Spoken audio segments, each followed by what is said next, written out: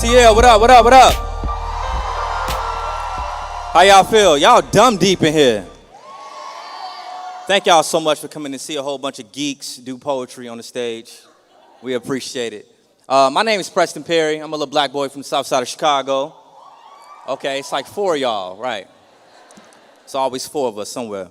I wanted to write about therapy and counseling this year because I think a lot of times, particularly in an African American church, we can look at counseling and look at therapy as if somebody is saying that Jesus isn't enough.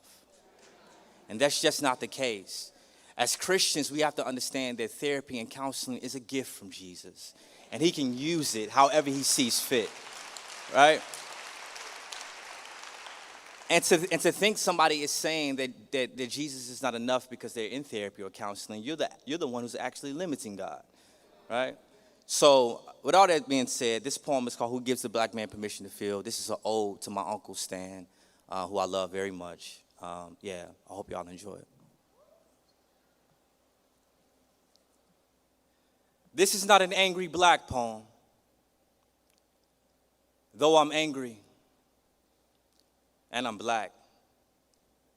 This is more of a cry for all the black men who were never given permission to cry, for all the black boys tried as men who were taught not to feel by people who did not love them, who were taught not to feel by people who did.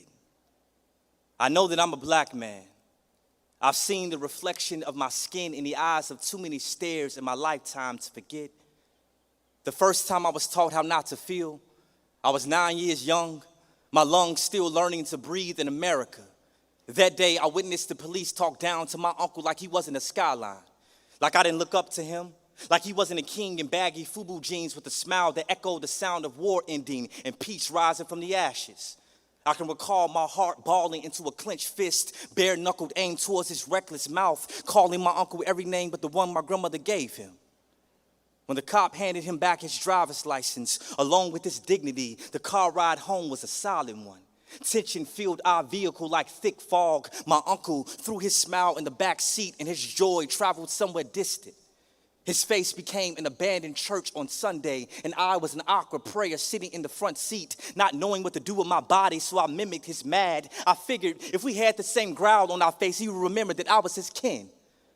Later that evening, he sits me down and talks to me about what to do when I'm stopped by the police, his voice serious as a siren howling through the projects. It was then when I realized that this is not the first time his smile was arrested for no reason, but what was sad is that he did not talk to me about how he felt, about where he hid his anger when we got home, about the pain still a river rising in his eyes from the first time the police beat him because his skin blended too well with midnight past curfew. He just carried on his day. Like being harassed by the police was normal because in his world it was. In his world, no one ever gave him permission to feel. In his world, he was treated numb and then was accused of being numb. 3 years later, on one tragic night in Chicago, my uncle lost his smile for good when a bullet missed a crowd of folk and landed in his skull. I remember his funeral like it was this morning. He laid still as a night star in the casket. I pressed my curious fingers against his lifeless body. He was cold, hard, numb, void of emotion, just like his environment taught him to be when he was alive. Groups of women in my family took turns screaming in unison like a choir of grieving mothers. But all the men in my family sat in the pews, still as stone, trying not to crumble, pretending not to be broken. They were also lifeless. The only difference between their faces and my dead uncle was the occasional tears escaping their eyes like runaway slaves down the field of their cheeks. There is no scene sadder than hurting men, afraid to be hurting men in public. The second time I was taught how not to feel, it was during his repast. My heart was still confetti, still learning the beats of the rhythm of my uncle being gone. My older cousin, who experienced too many deaths in his young life, said, "Boy, why are you still crying? Don't you know it's time for you to be strong for your family? Your mother doesn't need a weak man in the house at this time." My tear ducts dried up and became a deserted land. And in all my years, the men in my life have taught me that my emotions is a disease, because where I'm from, showing the wrong emotions might get you killed, or worse, you will live in the shame of being human. For so long, I thought my emotions were weakness. It took 2 years into my marriage for my wife to see me cry once, and when she did, I thought I failed her. I thought she doesn't need a weak man in the house at this time. She doesn't need a husband so human.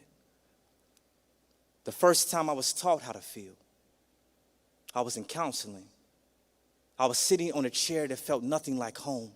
My heart was sitting on my lap, bare and bleeding, vulnerable for the first time. I was processing my soul to a trained therapist who knows God and knows broken people like me well. She said, Preston, you have been set free from your sin, but you haven't been set free from the sins others committed against you, she said.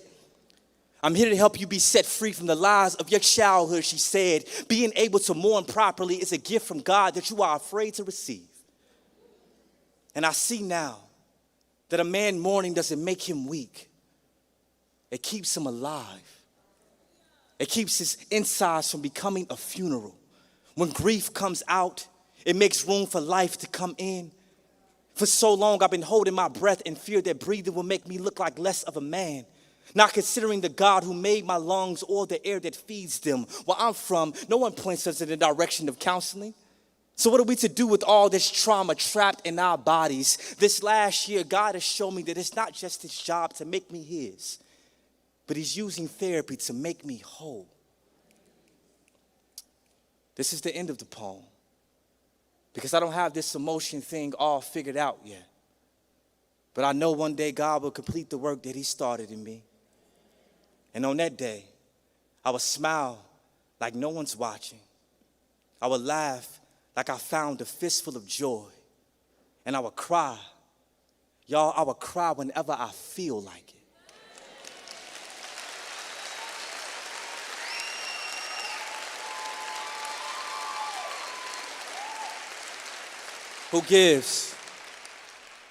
Who gives a black man permission to feel?